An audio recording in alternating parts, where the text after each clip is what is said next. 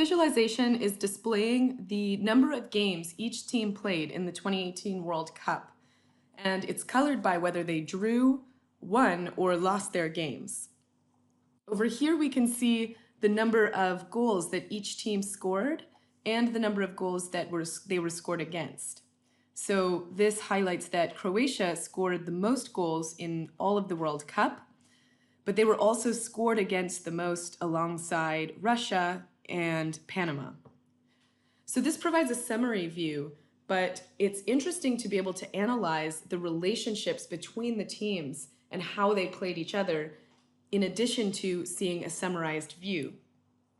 And so interactive analytics allows us to do this by filtering on relationships as opposed to strictly filtering on values.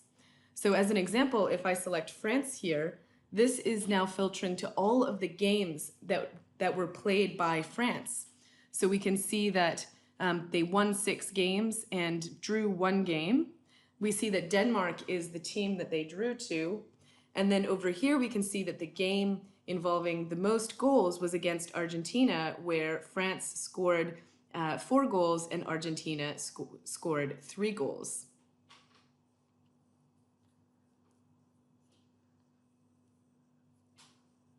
We can then further drill in and look at the teams that France played. So for example, selecting Croatia now displays all of the teams that they played against. Selecting England displays their teams. We can then drill into Belgium, for example, and you can iterate through the relationships in the data source just through simple interaction and simple bar charts. So typically when users are encountered with problems like this that requires the analysis of relationships, the default instinctive reaction is we need a single visualization that can display relationships, such as a network diagram. But in fact, relationships can become combinatorially complex as you have more data and more relationships and connections between things.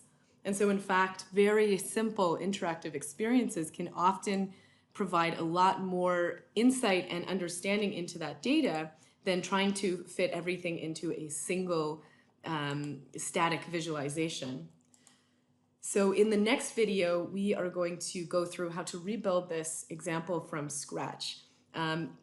Please watch that. If you have any type of questions that require the analysis of relationships, such as market basket analysis, whereby you want to see which products are often purchased on the same orders, then the techniques displayed here will apply to those situations.